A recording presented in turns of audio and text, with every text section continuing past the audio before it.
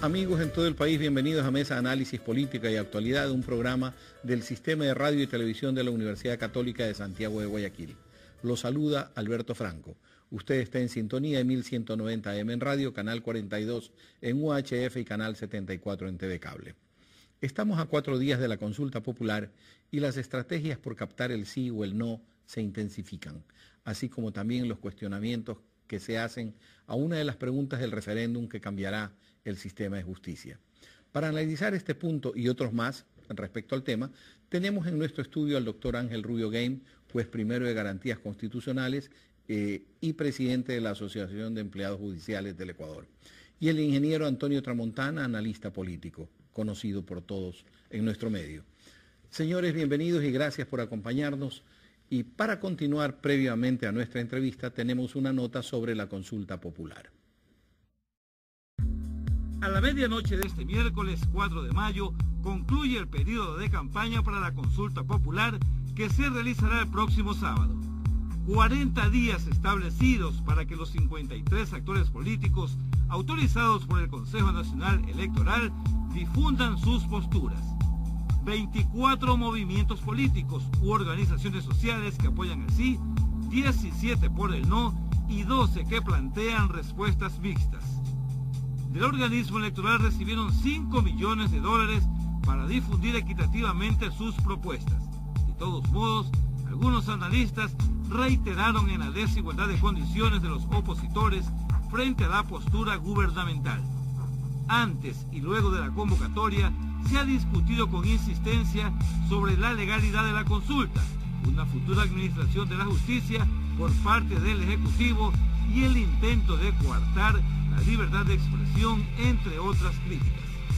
Al igual que en anteriores convocatorias a consultas, se ha cuestionado también el escaso conocimiento de los electores sobre las interrogantes, problema que aseguran se agudiza con 10 preguntas que analizar. Así las cosas, hay quienes anticipan el famoso voto en plancha, rápido, sin mayor reflexión para cualquiera de las posturas. Y como la fecha también fue motivo de reproche por ser sábado y víspera del Día de la Madre, el presidente Rafael Correa dispuso descanso obligatorio el mediodía del próximo viernes, a excepción del sector comercial. De esta forma, se pretende facilitar la movilización de los votantes y garantizar una mayoritaria presencia en las urnas. El Consejo Electoral informó que los delegados de los movimientos políticos o sociales oportunamente acreditados podrán solicitar datos, emitir opiniones e inclusive plantear reclamos durante el desarrollo de los comicios y posteriores escrutinios. Podrán también nombrar un delegado técnico para velar por la transparencia de los procesos de conteo. El Consejo Nacional Electoral aplicará un nuevo sistema informático para la transmisión de los resultados de la consulta popular, que espera hacerlo en el menor tiempo posible.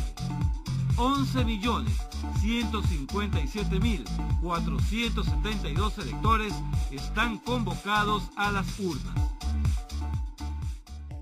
Definitivamente el tema de la consulta popular llama en este momento sumamente la atención, por cuanto en algunos casos hay mucha gente que todavía no se ha definido porque no ha terminado de entender cuál mismo es el tema. Precisamente sobre el problema que se enfrenta y del que se ha hablado mucho, esto es la reforma a la justicia, que es realmente el antecedente que se utiliza para justificar la consulta, es lo que más preocupa. Doctor Rubio, gracias, ingeniero Tramontana, gracias por estar conmigo, con nosotros, con nuestro canal. Pero queremos, usted como funcionario judicial, como juez de mucho tiempo ¿cree que realmente se justifica el planteamiento de la remoción y cambio del sistema judicial, tanto en personas cuanto en sistema? Bueno, yo quiero hablar de un análisis histórico y aprovechando la oportunidad de esta entrevista, de decir que el sistema judicial sí ha colapsado, sí está en crisis, pero con una corresponsabilidad de todos.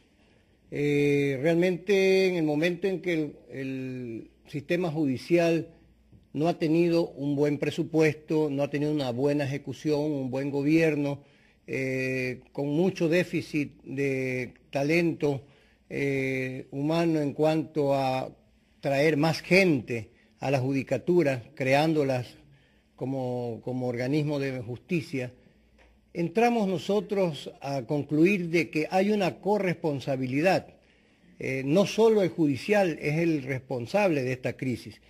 Debemos recordar de que si hay paz social en el país se debe a los buenos jueces, que la mayoría de los servidores judiciales es gente buena, es gente judicial que en un servicio público ha dado mucho de responsabilidad, de cumplimiento. Nosotros en las arcaicas condiciones en las que nos desempeñamos en todo el país, tenemos gente que ha podido salir adelante en los juzgados, trabajando más de lo que le da físicamente, muchas veces en cada uno de los distritos del país. Entonces el judicial no es el malo de la película, el judicial hay una gran mayoría que sí tiene una vocación de servicio, cuida su jubilación, cuida sus años de servicio. También hay jueces que han venido y de lo cual se jactan muchas autoridades del Consejo que han metido a dedo, por ejemplo, a jueces en todo el país. Entonces ahí comienza a coger bastante y a haber falla en la función judicial. Si estamos pensando, no todos, por supuesto, como usted ha dicho, de que el judicial normalmente es una persona buena, preocupada, hacendosa en su trabajo, ¿por qué entonces el ataque permanente al judicial juez y al judicial no juez, sino de las demás ubicaciones, que se da y es prácticamente la motivación de la consulta? Bueno, la consulta pues ya es un aspecto político, ya es un asunto que rebasa la independencia de una función y que en todo caso se la ha llevado hacia la crítica de la función judicial. Pero ¿qué ocurre? Que no todo es así, ni todo es cierto. También debemos nosotros rechazar la forma de publicidad que se ha dado grosera, con un ataque a la función en una forma inclusive deshonesta, pero creemos que el funcionario judicial ha respondido a las expectativas en las condiciones que ha trabajado y en la capacidad que ha tenido física e intelectualmente. Si partimos del hecho de lo que nos está diciendo el doctor Rubio, el funcionario judicial hasta cierto punto justifica el doctor Rubio de que sí ha respondido en una serie de cosas. ¿Dónde está entonces el meollo de la situación? ¿Es político o es técnico? Tal vez sea como lo decía algún cómico, un guatallarín, es lo que yo rescato lo que dice el doctor Rubio. ¿Y por qué sostengo esto? Pongo el ejemplo más claro, el caso que se está viviendo de la cervecería, ¿verdad? Donde evidentemente está el judicial que interpreta la ley y establece por lo menos dudas al respecto, serias dudas, y no creo que esté equivocado en un caso.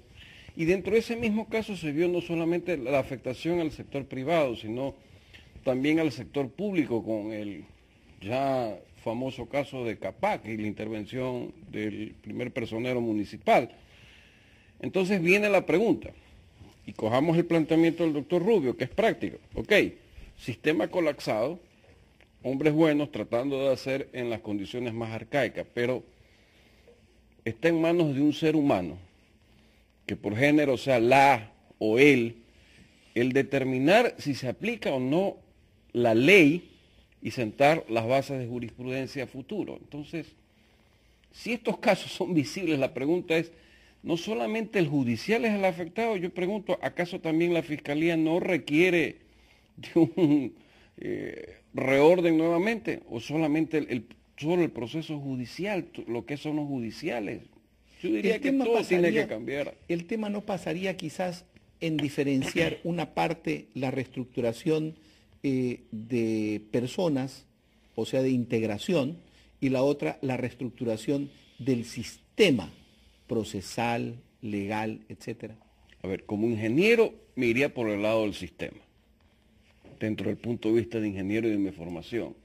Porque si el sistema permite que los tiempos se acorden, si el sistema permite que haya la disponibilidad para ejecutar, si el sistema permite que las personas estén a gusto, si el sistema permite que tengan sueldos y salarios acorde a la realidad, si el sistema permite que haya la representatividad y el respeto, y por supuesto, si el sistema permite que las funciones queden separadas de los respectivos poderes en cada una de sus categorías, yo creo que estaríamos montando las bases firmes y sólidas de una nueva realidad acorde al país.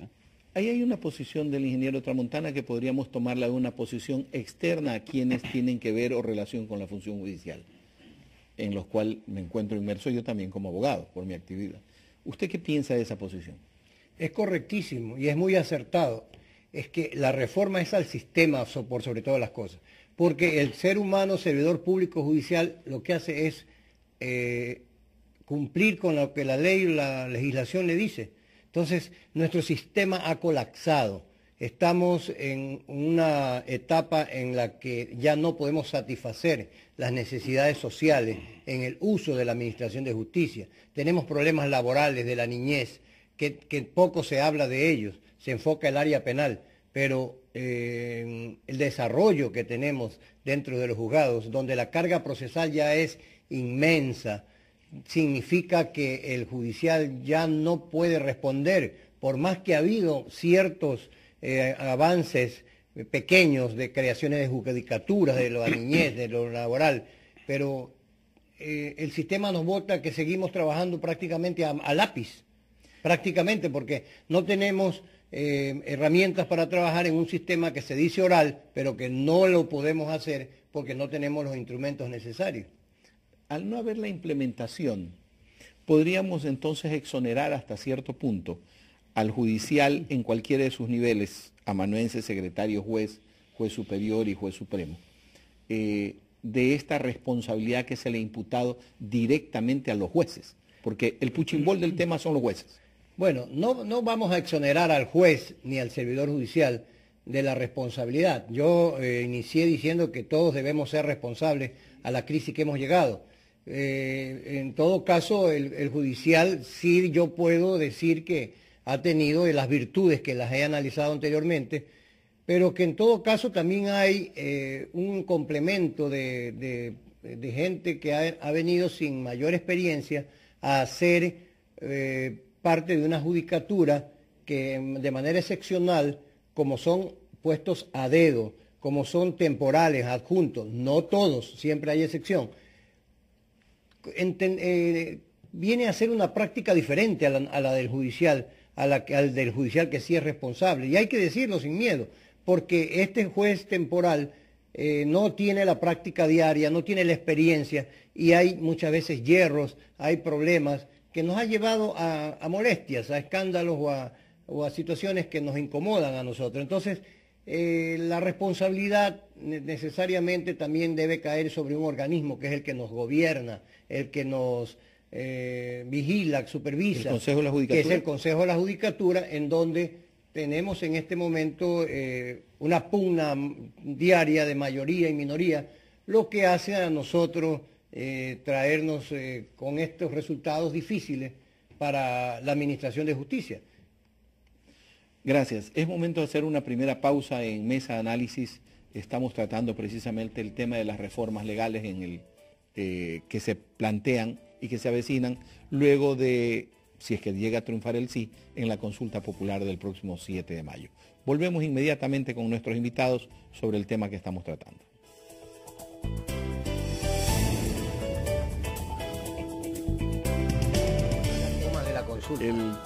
El tema de este encuentro que va a haber el próximo 7 de mayo. ¿Usted cree que el público, el votante, ya ha logrado delimitar de que realmente debería de tomarse es el contexto de lo preguntado y no tomar el tema como que si fuera una aceptación o negación a la labor del presidente Correa? Ok, pero separemos lo uno de lo otro, que es interesante en este tema. Si el presidente no hubiera sido licenciado como sujeto político por el Consejo Nacional Electoral,